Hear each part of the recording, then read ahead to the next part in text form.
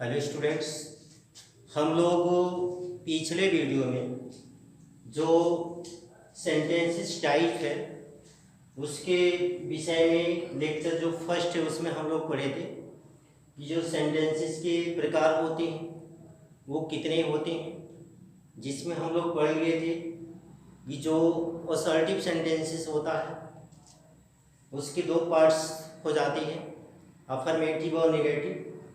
फिर हम लोग इसके बाद इंट्रोगेटिव तक पढ़ लिए थे और इंट्रोगेटिव में हम लोग ये जान लिए थे कि जो भी प्रश्न पूछने का काम किया जाता है वो प्रश्न दो तरह से पूछे जाते हैं।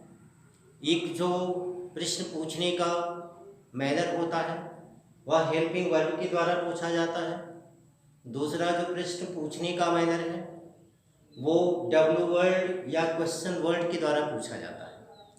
तो इसके विषय में हम लोग जान लिए थे कि जो हमारे सेंटेंसेस होते हैं उनके 5 टाइप्स होते हैं, जिसमें हम लोग असर्टिव, इंट्रोगेटिव, आज इम्परेटिव और ऑप्टेटिव और एक्सक्लेमेटरी इनके विषय में पढ़ना है।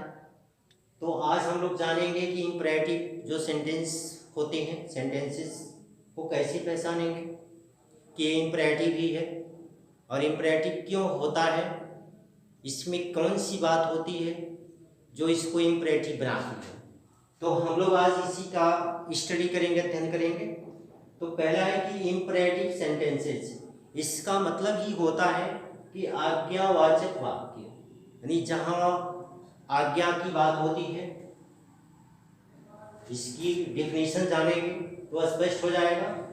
लिखा है कि the type of sentences expresses command, request or advice.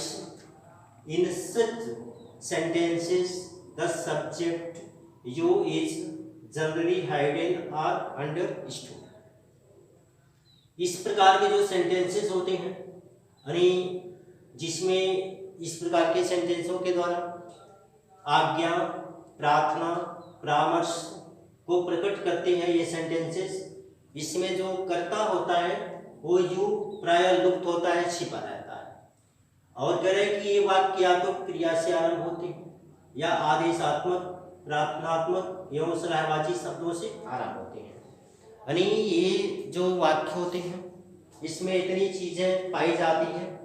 इसमें आदेश पाया जाता है, प्रार्थना पाया जाता है, परामर्श पाया जाता है और इस प्रकार के जो वाक्य होते हैं उसमें जो कर्ता होता है, यूज जो कर्ता के रूप में यूज होता है वो छुपा रहता है, यानी इसका वहाँ पे जिक्र नहीं होता है। तो इस तरह की सेंटेंसेस होते हैं और ये या तो आदेशात्मक, प्रार्थनात्मक या सलाहवाची शब्दों से आरंभ होते हैं। ये चीज़ें होती हैं, यानी या तो क्रिया से आरंभ होते हैं या आदेश वाले वाक्य से आरंभ होते हैं या प्रार्थना वाले वाक्य से आरंभ होते हैं या सलाहवाची वाक्य से आरंभ होते हैं। यानी इनके आरंभ होने का जो बिगिंस होने का जो मेथड है, तरीका है, इतने प्रकार से होता है। इसी क्रम में अब कैसे ये कमांड को यानी आदेश को प्रकट करते हैं, रिक्वेस्ट को प्रकट करते हैं, एडवाइस कहाँ पे करते हैं या नकारात्मक कहाँ पे हो जाते हैं या इसके साथ लेट का प्रयोग होता है, ये सारी चीज़ें जो होती हैं इस इम्परेटिव सेंटेंसेस में आती हैं। तो इस तरह से हम जानेंगे कि जो कमांड है, कमांड का मतलब आदेशात्मक वाक्य होता है, वो क्या होता है, यानी हमको ये कैसे आदेश देता है। यहाँ पे लिखा है सिट डाउन, यानी बैठ जाओ। यानी जब वो टीचर यदि पढ़ा रहे हो क्लास में, कोई बच्चा अगर खड़ा हो जाता है तो टीचर उसको आदेश देता है, कमांड करता है कि सिट डाउन। अब इसका मतलब है कि बैठ जाओ का मतलब तुम बैठ जाओ। इसमें ऑलरेडी जो करता है जो वो हिडन पाया जाता है, लुप्त पाया जाता है, छिपा रहता है और इस तरह से ये इम्परेटिव वाक्य हो गया। यहाँ पे आदेश दिया जा सकता है कि सिट डाउन।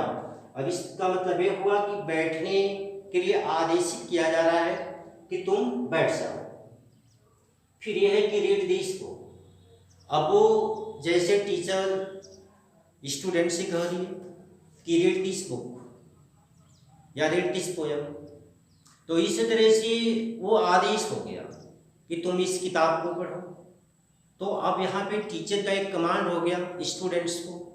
तो इस तरह की जो भी वाक्य होते हैं वो इम्परेटिव कहलाते हैं। फिर अब यहाँ पे प्रार्थनात्मक वाक्य कैसे होते हैं? जब हम कोई आग्रह करते हैं, प्रार्थना करते हैं किसी कार्य के लिए, तो ऐसे वाक्य जो होते हैं प्रार्थनात्मक वाक्य होते हैं। जैसे हम कहते हैं किसी से कि प्लीज सिट डाउन, यानी कृपया तुम बैठ जाओ या कृपया आप बैठ जाओ। तो इसी तरह से जहाँ प्लीज का यूज हो जाता है इन वाक्यों में, वहाँ पे भी ये आग्रह का कार्य करता है और ये इम्परेटिव सेंटेंस होता है। फिर है please get me a ticket, यानी कृपया मुझे एक टिकट दीजिए या दें। तो अब इस तरह से यहाँ पे हम आग्रह कर रहे हैं कि कृपया मुझे एक टिकट दें या दे दीजिए। तो अब इस तरह के जो वाक्य हैं वो हमारा इम्परेटिव हो गया और प्रार्थनात्मक हो गया। इसलिए प्रार्थनात्मक हो गया कि हम यहाँ पे रिक्वेस्ट कर रहे हैं, प्रार्थना कर रहे हैं कि हमको यानी एक टिकट दे दिया जाए या आप बैठ जाइए, आपसे आग्रह हो रही है। तो जहाँ इस तरह की बातें होती हैं प्लीज यहाँ पे लगा होता है, ये आग्रह को व्यक्त करता है, प्रार्थना को अभिव्यक्ति देता है और प्रार्थना को प्रकट करता है। फिर एडवाइस, एडवाइस का मतलब परामर्श। हम इस वाक्यों के द्वारा किसी को हम कोई सलाह देते हैं कि आप इस काम को ऐसे करिए या यह विचार कर लीजिए। तो जब इस तरह की बातें होती हैं जहाँ पे हम परामर्श देते हैं, किसी को एडवाइस करते हैं, तो ये परामर्शवाचक वाक्य हो जाते हैं। जैसे रीड केयरफुली, यहाँ पे एग्जाम्पल है रीड केयरफुली, यानी सावधानी पूर्वक पढ़ो। अब यहाँ पे एक तरह से ये परामर्श हो गया, एक चेतावनी हो गई कि आप इस काम को सावधानी पूर्वक करिए। या आपसे कह देती हैं कि वॉक स्लोली, यानी धीरे धीरे चलो, या ड्राइव स्लोली, यानी गाड़ी धीरे धीरे चलाओ। तो एक तरह से ये परामर्श हो गया कि आप इस काम को सावधानी पूर्वक करिए। तो जहाँ भी हम किसी बात के लिए सलाह देते हैं वो एडवाइस को कहलाता है, परामर्शवाचक वाक्य कहलाता है, वहाँ पे वो इम्परेटिव होता है। वहाँ पे दूसरी बात है सर्व योर पेरेंट पे, यानी अपने जो माता पिता हैं उनकी अच्छी तरह से देखभाल करो या सेवा करो। अब यहाँ एक सलाह हो गई, जैसे कह देते हैं कि रेस्पेक्ट योर एल्डर्स, अपने बड़ों का सम्मान करो। यहाँ पे एक सलाह हो गया।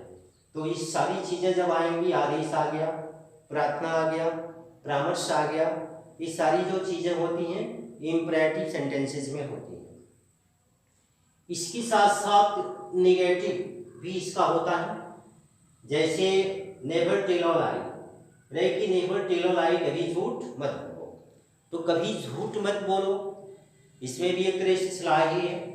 और जब ये बात यहाँ पे आ जाती है तो ये जो ऑलरेडी होता है वो इम्परेटिव होता है। डोंट मेक अ नॉइज, जैसे टीचर पढ़ा रहे हैं क्लास में, बच्चे जो हैं टीचर की बात को सही तरीके से नहीं सुन रहे हैं, तो वहाँ पे टीचर कहेगा कि डोंट मेक अ नॉइज। अब यहाँ पे भी एक तरह से कमांड हो गया, आदेश हो गया कि शोर मत मचाओ। तो इस तरह के जो वाक्य होते हैं इम्परेटिव होते हैं। फिर लेट का प्रयोग होता है, लेट का प्रयोग भी इम्परेटिव सेंटेंसेस में होता है। जैसे let me read, let me see, let me go, let me work. तो जब इस तरह की बातें यानी ने दो का जब अर्थ देता है कोई भी सेंटेंस जिसमें हम लेट का प्रयोग कर देते हैं, ने दो का अर्थ देता है, यानी मुझे पढ़ने दो, मुझे जाने दो, मुझे देखने दो, मुझे काम करने दो। तो जब इस तरह की बातें आ जाती हैं वहाँ पे हम लेट का प्रयोग करते हैं, और जहाँ लेट का प्रयोग होता है वो इम्परेटिव सेंटेंसेस होता है। एक और एग्जाम्पल है लेट देम गो, यानी उन्हें जाने दो। अब यहाँ भी इस तरह से लेट का प्रयोग हो गया है, इम्परेटिव सेंटेंस हो गया, उन्हें जाने दो। तो लेट का प्रयोग ये आदेशात्मक के रूप में यहाँ भी हो गया है। तो जो भी ये चीज़ें होती हैं सारी ये चीज़ें कमांड हो गया, रिक्वेस्ट हो गया, एडवाइस हो गई, या वो नकारात्मक है या उसमें लेट का प्रयोग है जिसमें या तो आग्रह हो सकता है, कमांड हो सकता है, जो भी चीज़ें हो सकती हैं। जब इस तरह की बातों को वह दर्शाता है तो वहाँ पे इम्परेटिव सेंटेंस होगा। तो ये तीन बातें याद रखनी है कि हमारा वहाँ पे एडवाइस होना चाहिए, रिक्वेस्ट होना चाहिए और कमांड होना चाहिए। यानी कमांड, रिक्वेस्ट और एडवाइस इतनी चीज़ें होती हैं। नेगेटिव उसका पार्ट होता है, नेगेटिव पार्ट होता है। ये सब चीज़ें मिलकर के इंपरेटिव सेंटेंसेस को बनाती हैं। अब हम लोग जानेंगे कि जो ऑप्टेटिव सेंटेंस होता है वो होता क्या है। ऑप्टेटिव का मतलब होता है इच्छावाची वाक्य, यानी जिसमें हम अपने मन के जो उद्गार होती हैं, जैसे हमारी जो भावनाएं होती हैं, फीलिंग्स होती हैं, चाहे वो शुभकामना की बात हो, श्राप की बात हो, भगवान से की गई प्रार्थना हो, तो जो हमारी ये फीलिंग्स होती हैं, जो हमारे मन का उद्गार होता है, उसको जब हम अभिव्यक्त करते हैं, उसको जब हम करते हैं, उसकी अभिव्यक्ति देते हैं, तो वहाँ पे ऑप्टेटिव होता है। इसका डेफिनेशन है कि optative sentences express at desire wish or innovation. तो जो ऑप्टेटिव सेंटेंस होते हैं वो डिजायर को व्यक्त करते हैं, विश यानी इच्छा को, शुभकामना को, और इन्वोकेशन श्राप या जो उसके द्वारा किया गया भगवान से प्रार्थना, उसको अभिव्यक्ति देते हैं। तो ये सब चीजें यहाँ पे होती हैं। कह रहा है कि वे वाक्य किसी इच्छा, शुभकामना यानी डिजायर या जो हमारी विश होती है, श्राप या भगवान से की गई प्रार्थना को प्रकट करते हैं, जो इन्वोकेशन होता है, यानी भगवान से की गई श्राप या प्रार्थना की जो बात होती है उसको अभिव्यक्त करते हैं। इनको हम ऑप्टेटिव सेंटेंसेस कहते हैं। तो इस तरह से इसका एग्जाम्पल हम देख सकते हैं कि जो ऑप्टेटिव सेंटेंसेस होता है उसके अंत में मार्क ऑफ एक्सक्लेमेशन का भी यूज होता है। तो जो ऐसे सेंटेंसेस होते हैं इससे मार्क ऑफ एक्सक्लेमेशन यानी विस्मयादिबोधक चिन्हों का प्रयोग होता है। मे यू प्रॉस्पर यानी तुम फलो फूलो या आगे बढ़ो। अब एक तरह से ये प्रार्थना या रिक्वेस्ट हो गया, इच्छा की अभिव्यक्ति हो गई। और जहाँ भी इच्छा की अभिव्यक्ति होती है, जब उस अभिव्यक्ति में शुभकामना, श्राप या भगवान से प्रार्थना या अपनी इच्छा की अभिव्यक्ति होती है, वहाँ पे ऑप्टेटिव होता है। फिर वो I could fly like a bird. अब इसमें इच्छा की अभिव्यक्ति हो रही है, डिजायर की अभिव्यक्ति हो रही है कि वो यानी आह मैं चिड़िए की तरह उड़ सकता। तो इसकी अपनी एक फीलिंग्स है, एक अपनी अभिव्यक्ति है कि मैं चिड़िए की तरह उड़ सकता, imagination. May God bless you यानी ईश्वर तुम पर कृपा करे। तो इस तरह से यहाँ पे ईश्वर से प्रार्थना की बात आ गई। तो जहाँ भी अपने मन की इच्छाओं को, उद्गार को अभिव्यक्ति करेंगे, ईश्वर से प्रार्थना की बात करेंगे, शुभकामना या श्राप की बात करेंगे, जब ये सारी बातें आ जाएंगी तो वहाँ पे ये सेंटेंसेस जो होगा ऑप्टेटिव सेंटेंसेस होते हैं। जो लास्ट है वो है एक्सक्लेमेटरी सेंटेंसेस। अब इससे एक्सक्लेम से ही ये स्पष्ट हो जा रहा है कि विस्मयादिबोधक वाक्य होते हैं। इसमें आश्चर्य होता है, विस्मय होता है किसी कार्य को करने के लिए। तो वहाँ पे ये जो इसके डिफिनेशन होते हैं, दो sentences which give the expression of surprise, wonder, pleasure, anger, pity or sorrows called exclamatory sentences। यानी इतनी बातें इससे स्पष्ट हो जाती हैं। इस प्रकार के जो वाक्य होते हैं, जो सेंटेंसेस होते हैं, इससे जो एक्सप्रेशन होता है सरप्राइज यानी आश्चर्य का अभिव्यक्ति होती है, वंडर का होता है, प्लेजर यानी प्रसन्नता का होता है, क्रोध का होता है और दया का होता है या दुख का होता है। यानी हमारे मन में जो उठने वाले उद्गार होते हैं, किसी के प्रति क्रोध की भावना आ गई या घृणा की भावना आ गई, दुख की भावना आ गई या दया या खुशी की भावना आ गई, तो जब इस तरह की फीलिंग्स हमारे मन में आती हैं, उठती हैं, और उनकी अभिव्यक्ति जब हम करते हैं वाक्यों के माध्यम से, तो वो जो कहलाते हैं एक्सक्लेमेटरी कहलाते हैं। यानी आश्चर्य का बोध होता है, इसमें विस्मय होता है।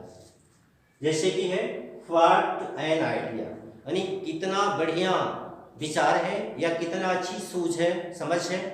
यहाँ पे एक तरह से ये अभिव्यक्ति दी गई है, अपनी आश्चर्य को व्यक्त किया गया है। अब यहाँ पे bravo you had done well यानी शाबाश तुमने बहुत अच्छा किया। तो शाबाशी देना, किसी को प्रोत्साहित करना, ये जब पिछले की बातें आती हैं तो यहाँ भाई हम इसको एक्सक्लेमेशन जो होता है उसकी अभिव्यक्ति होती है और एक्सक्लेमेटरी सेंटेंसेस होते हैं। और इसमें जो एक्सक्लेमेटरी सेंटेंसेस होती हैं इसमें भी मार्क ऑफ एक्सक्लेमेशन का बहुत होता है, यानी ऑलरेडी इसमें विस्मय आती हैं, और जब विस्मय आती है तो मार्क ऑफ एक्सक्लेमेशन का हम प्रयोग करते हैं।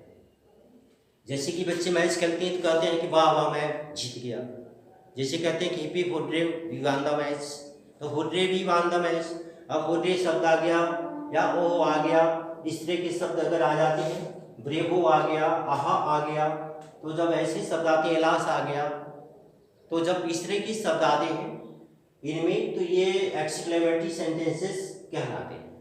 तो एक्सक्लेमेटरी सेंटेंसेस हमारे मन के उद्गारों की अभिव्यक्ति होती है, जो दुख से हो सकता है, दया से हो सकती है, क्रोध से हो सकता है, आनंद से हो सकता है, आश्चर्य से हो सकता है।